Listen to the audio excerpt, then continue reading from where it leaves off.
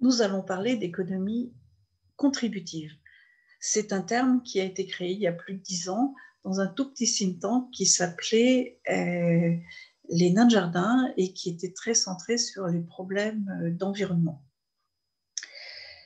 Ce qui nous amène à parler de ces sujets-là, c'est qu'il y a un consensus croissant, pour ne pas dire généralisé, de la population qui se préoccupe de voir notre environnement en détresse.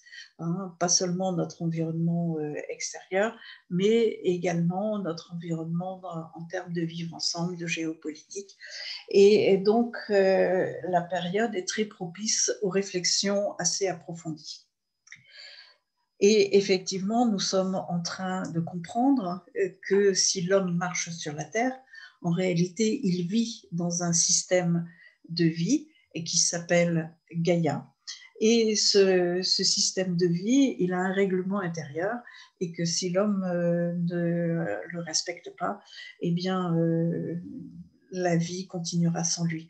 L'homme ne pèse que moins de 10% de l'ensemble de la matière vivante sur cette terre. Donc, la planète peut continuer sans l'homme. Donc, aujourd'hui, il ne s'agit pas de sauver la planète, il s'agit de sauver l'homme. Et pour ça, il doit se préoccuper de comprendre quel est le règlement intérieur de Gaïa. Donc, c'est ce que nous allons faire. Nous allons regarder quels reproches on pourrait faire à l'économie que pour l'instant nous appelons l'économie, alors qu'en fait c'est l'économie productive. Et puis, nous regarderons qu'est-ce que pourrait être l'économie contributive et comment elle se met en synergie avec l'économie productive. Et une fois que nous aurons fait tout ça, eh bien, nous ferons un petit tour pour comprendre nos institutions qui ont été conçues dans une époque antérieure, comment nous allons les faire évoluer, comment nous allons faire évoluer leurs outils. Donc, cette économie productive, elle est intimement liée à la notion de monnaie et de finance. Elle a pris naissance avec la sédentarisation, où les hommes se sont spécialisés, les uns ont fait des pots, les autres des légumes, les troisièmes de la chasse ou de la pêche, et ainsi de suite. Et ce qui a été un progrès décisif pour faire évoluer les hommes, ça a été l'invention de la monnaie, parce qu'avec la monnaie, on fait des échanges beaucoup plus rapidement, puisque c'est très simple. Hein, et quand l'économie tourne bien, on fait plus de progrès et tout le monde en profite. Et puis, à la fin du 19e siècle est apparue l'ère industrielle. Et il y a des philosophes qui se sont beaucoup interrogés pour savoir si justement ce qu'on appelle l'économie devait évoluer et changer, parce que dans l'ère agraire, si vous avez deux cultivateurs qui cultivent des carottes côte à côte, s'il y en a un qui s'applique et puis l'autre qui est un petit peu moins vigilant, celui qui s'est appliqué, il aura des plus belles carottes et en plus grosse quantité. Mais la différence ne sera pas du tout, parce que malgré tout, c'est la qualité du sol et la météo qui sont les critères vraiment importants. Par contre, avec l'ère industrielle, si vous voulez produire beaucoup plus, vous remuez un peu plus la terre, et puis vous faites tourner l'usine un peu plus vite, et puis voilà, vous faites plus de profit. Et maintenant, nous rentrons dans l'ère de l'immatériel, où les mécanismes de création de richesse sont encore un autre processus, et pourtant, notre système de finances, il évolue pas tout à fait. Et on a un peu dans l'idée que ça doit poser des problèmes. Et effectivement, il tourne de plus en plus vite, notamment grâce au numérique. Or, le numérique nous permet d'amplifier tout ce que nous faisons. Donc, quand on fait quelque chose de bien avec le numérique, on peut faire quelque chose de formidable. Quand on fait une bêtise, quand on fait avec du numérique, on peut faire des gros dégâts. Donc, il y a une certaine urgence à faire conduire tout ce chantier dont on vient de parler, parce que le numérique s'immisce de plus en plus dans nos vies et donc crée une certaine urgence. Alors, on remet en cause la finance, en fait, depuis qu'on parle. Donc, qu'est-ce que c'est que la finance? Eh bien, c'est ce qui se passe quand la moisson est finie. on met de côté de quoi satisfaire la consommation de l'année qui vient, de quoi faire la semence de la saison qui arrive, l'impôt, parce qu'on ne peut pas faire sans. Et ce qui reste, c'est ce qu'on appelle le surplus. Alors le surplus, la finance, c'est l'action de décider, l'action de décider de ce qu'on va faire du surplus. Donc le surplus, on peut le partager avec les voisins, ça créera de bonnes relations. On peut améliorer son train de vie, ce qui est toujours agréable. Et puis, on peut décupler son potentiel de production. Évidemment, c'est la troisième option qui a le plus de préférence, sauf que cette troisième option, elle présente cet inconvénient que les riches deviennent plus riches. Alors on nous a dit non, mais c'est pas grave parce qu'il y a un mécanisme qui s'appelle le ruissellement et donc les riches, ils ne gardent pas leur argent, ils le dépensent et en le dépensant, ils le redistribuent et donc tout va bien. Et M. Biden, le président actuel des États-Unis, nous a rappelé que non, ça ne marche pas comme ça, ou du moins de façon très, très, très limitée. Parce que quand on est riche, on boit plus de yaourt. Parce qu'on est riche, on mange des yaourts, mais comme tout. Voilà. Donc, on voit que ce n'est pas de ce côté-là qu'il faut se pencher. Il faut plutôt considérer qu'effectivement, si nous sommes partie intégrante de Gaïa, nous sommes donc dans un système. Et dans les machines, qui sont composées de pièces qui sont toutes en interaction les unes avec les autres, les ingénieurs qui conçoivent ces machines, eh bien, elles définissent pour chaque pièce de la machine des seuils de tolérance de façon à ce que la machine continue à fonctionner quand la température change, l'hygrométrie change, qu'il y a des vibrations ou des choses comme ça. C'est ce qu'on appelle les seuils de tolérance. Et notre économie n'est pas très à l'aise avec cette notion de seuil de tolérance. Vous le voyez bien, quand vous voulez parler du revenu minimum, il n'y a pas beaucoup de monde pour en parler, et quand vous voulez parler du revenu maximum, il n'y a carrément personne. Donc, ne serait-ce que sur ce seuil-là, il y a une grosse lacune. Et effectivement, le fait qu'il n'y ait pas de discussion sur ce sujet-là, eh bien, nous fabriquons des monstres. Or, la nature s'est débarrassée de ces monstres.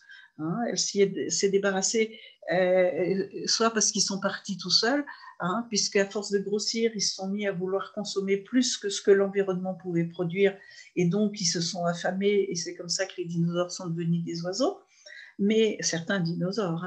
Mais il peut y avoir un autre scénario qui est un cataclysme, par exemple une météorite qui change brutalement l'environnement, et là, le dinosaure, il est trop gros pour s'adapter rapidement, donc il périclite. Par contre, les petites souris qui existaient avant la météorite, eh bien, elles ont pu s'adapter et elles existent encore aujourd'hui.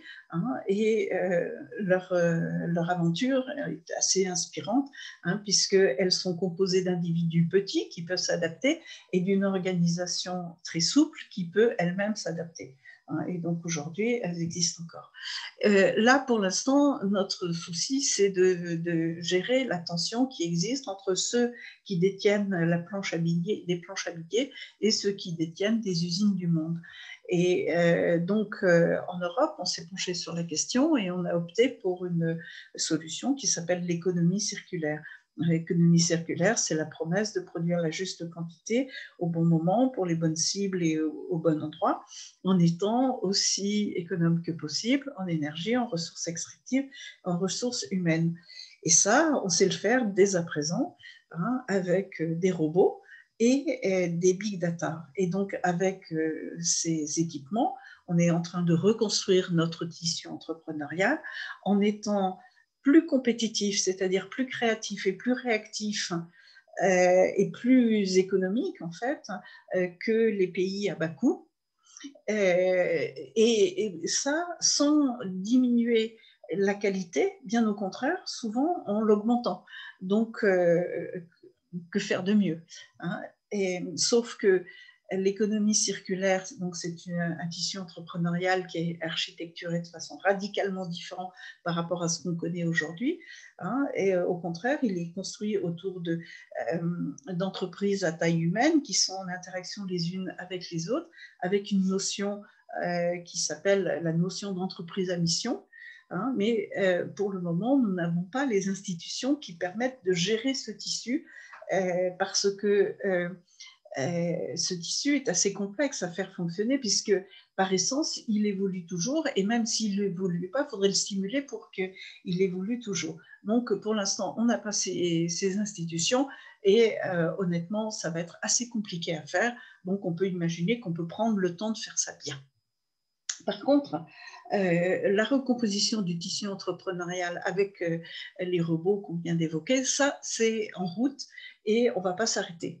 Sauf que on sait aujourd'hui que les robots grignotent en priorité les tâches qui jusqu'à maintenant étaient allouées à la classe moyenne. Et donc, au fur et à mesure qu'on robotise, on effondre la classe moyenne. Alors là, il y a quand même une urgence parce que depuis la sédentarisation, toutes les civilisations qui ont existé ont organisé leur stabilité autour de la stabilité de la classe moyenne.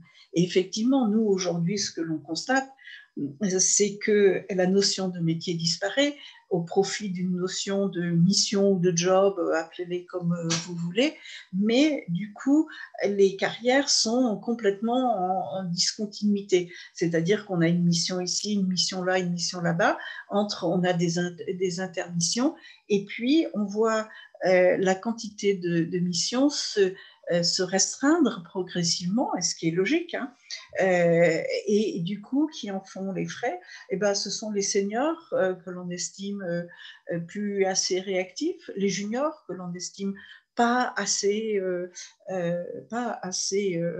expérimentés, et puis les atypiques que l'on trouve un peu difficiles à manager. Et donc, on voit un marché du travail qui est en train de se contracter et une population qui en souffre terriblement et qui développe deux types de réactions, soit de l'effondrement, et ça donne une espèce de pourriture sociale qui est tout à fait dangereuse, hein, parce qu'elle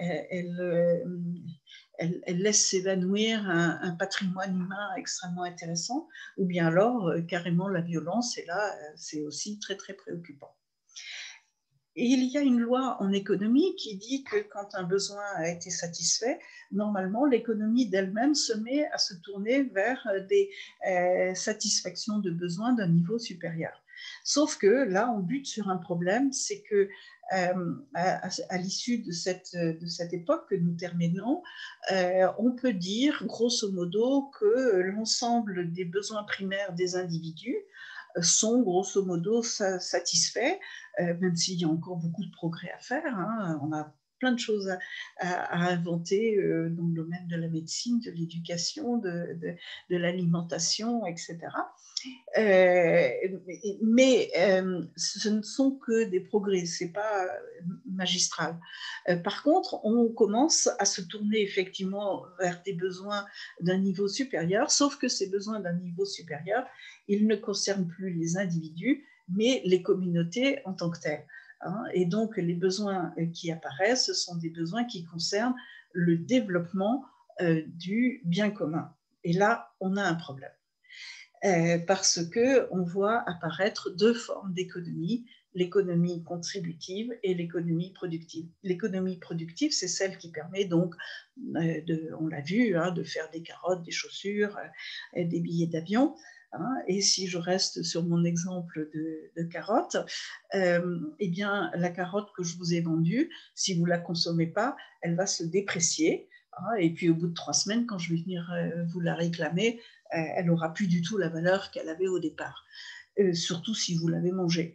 Donc, les biens productifs se déprécient lorsqu'on les utilise ou lorsque le temps avance. Tandis que les biens qui sont produits dans l'économie contributive, ils se bonifient au fur et à mesure qu'on les utilise et souvent ils se bonifient avec le temps. Si j'ai une information, je viens vous voir, on en parle. Quand on se quitte, j'ai toujours l'information, vous l'avez parce que je vous l'ai donnée, et nous avons enrichi cette information parce que nous avons discuté ensemble. Donc, on voit qu'on a une économie qui va manipuler des objets économiques au comportement radicalement différent. Donc, il va falloir trouver des manières de faire tout à fait différentes.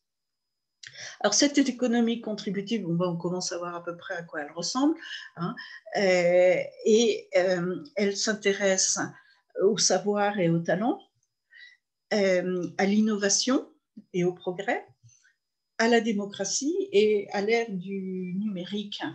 La forme de démocratie dont nous allons avoir besoin va être bien plus puissante que celle que nous avons aujourd'hui, parce que plus de numérique nécessite beaucoup plus d'intervention humaine. Et donc, tout un travail de formation, d'information, de prise de décision, de mise en œuvre de solutions, etc., etc. Donc, on va avoir à allouer beaucoup plus de temps à la démocratie que ce qu'on fait aujourd'hui, et puis à la spiritualité, parce que si nous voulons bâtir des civilisations qui sont adaptées à l'époque qui arrive, eh bien, il va falloir lui donner un soutien spirituel, sinon on n'arrivera pas à grand-chose. Et entre l'économie productive et l'économie contributive, il y a une zone intermédiaire qui s'appelle l'économie empathique et qui est destinée à la résolution de conflits, hein, des conflits sanitaires, juridiques, familiaux et environnementaux. Donc ça nous donne bien 3 économies productives, contributive et empathique, sachant que souvent on considère que l'économie empathique est un sous-ensemble de l'économie contributive. Alors, tant qu'à repenser un petit peu toute l'organisation de notre vivre ensemble, on pourrait peut-être s'intéresser à essayer de mieux gérer les 6 temps de la vie. Les 6 temps, c'est je nais, j'apprends. À force d'apprendre, j'ai envie de faire. À force de faire, j'ai envie d'innover. À force d'innover, j'ai envie de transmettre. Et quand j'ai fait tout ça, je veux faire de la paix autour de moi, ce qui est très important pour les générations qui arrivent, parce que l'enfant qui naît a besoin d'être entouré pour acquérir de la confiance et se comprendre lui-même. Et justement, c'est le rôle des grands-parents, hein, de faire ce que l'on appelle la révélation de l'ADN, c'est-à-dire permettre progressivement à l'enfant de comprendre qui il est, d'où il vient, quelle est sa lignée, quelle est sa référence culturelle, et donc petit à petit il va se construire autour de tout cet imaginaire qui est la continuité de sa lignée. Eh bien, vous constatez qu'aujourd'hui, seule l'activité je fais est récompensée. Les autres sont soumises au bénévolat ou au volontariat, c'est-à-dire une non-reconnaissance de la création de valeur, alors que nous allons vers une société où la créativité et la réactivité vont être les critères de compétitivité, et la créativité et la réactivité, eh bien, elles se créent dans un vivre ensemble de très haut niveau, donc dans un système d'économie contributive de très bonne qualité. Donc, il va falloir se préoccuper de cette question. Et donc, d'une façon générale, on voit que le curseur entre propriété privée et bien commun va être à redéplacer. Et pour le moment, donc, on a ces tâches productives et ces tâches contributives. Les tâches productives, on sait les rémunérer avec la monnaie institutionnelle, même si on l'a vu, c'est pas très bien distribué, mais c'est déjà distribué. Et donc, il faut inventer la manière de récompenser les tâches dans l'espace contributif. Alors, ce que l'on sait aujourd'hui, c'est que la biodiversité monétaire est en fait une source de stabilité. Donc, il y a de l'aspiration à trouver autour des théories qui ont été développées, notamment par Bernard Lietaer. Et par ailleurs, on sait que la monnaie devient numérique. Donc, qui dit numérique dit intelligence. Or, pour le moment, effectivement, notre monnaie devient numérique, mais l'intelligence qui est mise dedans est exclusivement ou quasi exclusivement destinée à certifier que la monnaie qu'on utilise est de la vraie monnaie. Effectivement, si je vous paye en bitcoin, vous allez préférer un certificat qui vous dit c'est un vrai bitcoin, et ce n'est pas un bitcoin qui a été fabriqué par un geek à l'autre bout de la planète. Donc, cette utilisation à des fins de certification, c'est bien, mais on pourrait imaginer qu'on pourrait faire beaucoup mieux. Et c'est là que rentrent en jeu nos institutions. Voilà ce qu'il se prépare actuellement. pour des mécanismes qu'on ne va pas développer ici, pour faire tourner notre économie, il faut actuellement injecter une part importante d'endettement. Hein, et cet endettement, certains l'appellent le dividende monétaire. Hein, et ce dividende monétaire, eh bien, il est confié à des organismes financiers qui vont avoir... Alors, il est émis par les banques centrales et confié à des organismes financiers qui ont pour tâche de faire arriver tout cet excédent de liquidité dans l'économie réelle. Malheureusement, force est de constater que ça ne marche pas tout à fait bien, voire même assez mal, hein, qu'une toute petite partie arrive dans l'économie réelle et le reste part dans la spéculation sur l'immobilier, les œuvres d'art, les matières premières et plein d'autres produits financiers divers et variés. Donc, on voit que le système n'est pas satisfaisant. Alors, les banques centrales se sont dit, elles ont repris une idée de Keynes, qui a travaillé il y a presque 100 ans maintenant, hein, qui avait parlé de ce qu'on appelle la monnaie hélicoptère. Je vais donner directement aux ménages de l'argent opérationnel. Comme ça, eux, ils vont aller acheter et faire tourner l'économie, puisque si je rentre par le haut, ça ne marche pas bien. Je vais donc passer par le bas, ça devrait marcher. Alors voilà comment ils veulent s'y prendre. Hein, ils vont fabriquer une monnaie spécifique parce que les ménages ne peuvent pas ouvrir un compte dans une banque centrale. Donc, la banque centrale ne sait pas par elle-même créditer le compte de votre ménage ou du mien ou de celui de ma voisine. Donc, ils vont émettre une monnaie qui est numérique, basée sur la logique du Bitcoin, et on appelle ça des stablecoins. Et comme ça, les ménages pourront ensuite utiliser cet argent. Or, le problème qui se dessine, on le connaît déjà, c'est que ces monnaies vont être interopérables. Donc la Chine a déjà sa monnaie, elle l'expérimente dans 5 villes différentes, d'autres le préparent.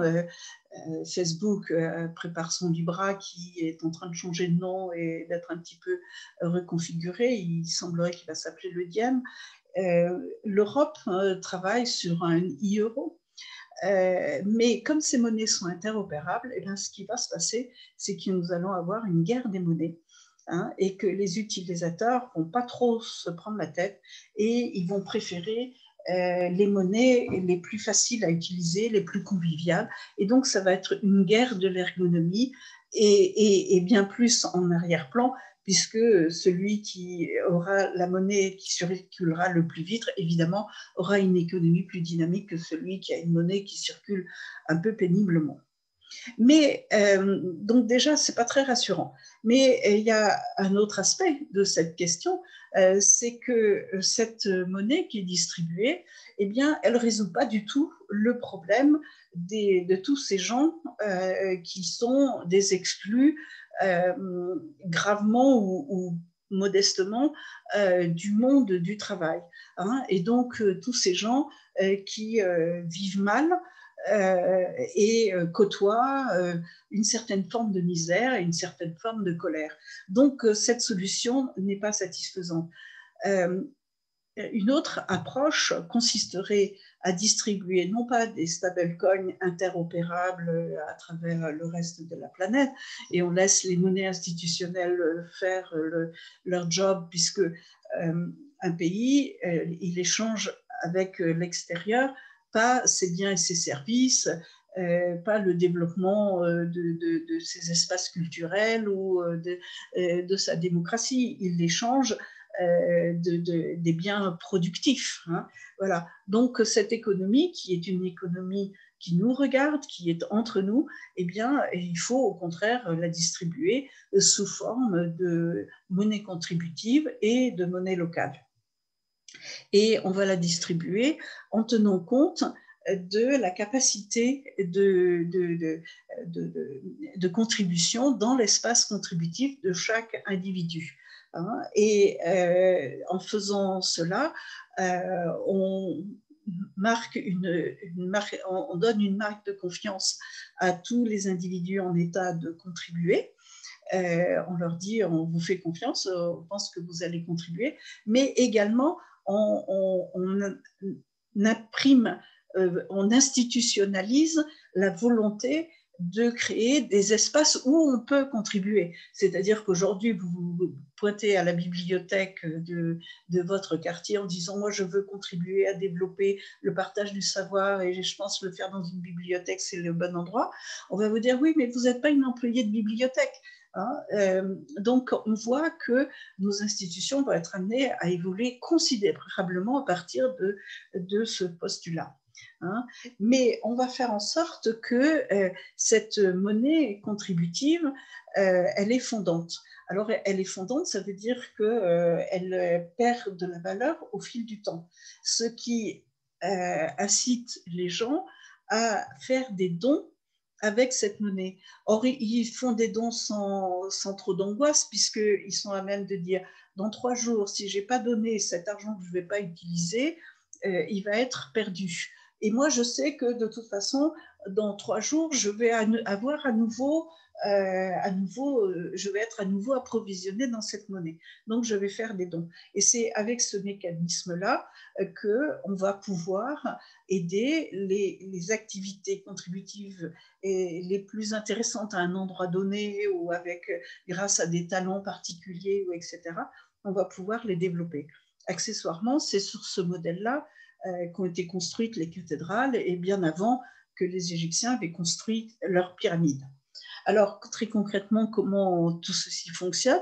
Imaginez un monsieur et une dame qui arrivent à une caisse avec exactement le même caddie. Eh bien, les deux vont régler le ticket de caisse qu'on va leur tendre, mais le monsieur, dans l'exemple qui est ici, va payer plutôt en monnaie contributive parce qu'il est dans une situation, il a organisé son activité pour le moment plutôt tournée vers les activités contributives et pas les activités productives, et la dame, elle est dans la situation inverse. Eh bien, nos tickets de caisse savent le faire, vous pouvez le constater. Aujourd'hui, sur certains tickets de caisse, on vous dit quelle part de produits alimentaires, non alimentaires, quelle part de produits à tel taux de TVA ou tel autre TVA, ce que vous avez réglé, quelle part va dans une association, quelle part va dans l'éco-participation, etc. Donc, on a des tickets de caisse qui savent ventiler tout ça. Et aujourd'hui, on est capable de faire de la distribution de monnaie en tenant compte des profils et en faisant évoluer sans arrêt les profils et en les ajustant à l'activité réelle.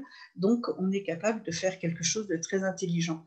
Et en allant vers ce type de système, on est capable de commencer à apporter une réponse aux problèmes très lancinants que nous a soumis Solzhenitsyn dans les années 70, où il était venu dire aux Occidentaux, vous savez, votre modèle, j'y crois pas trop parce que avec toutes les règles, les lois et les autres contraintes que vous créez, vous allez vous étouffer vous-même. Et effectivement, nous voyons bien que notre système redistributif ne fonctionne de plus en plus mal.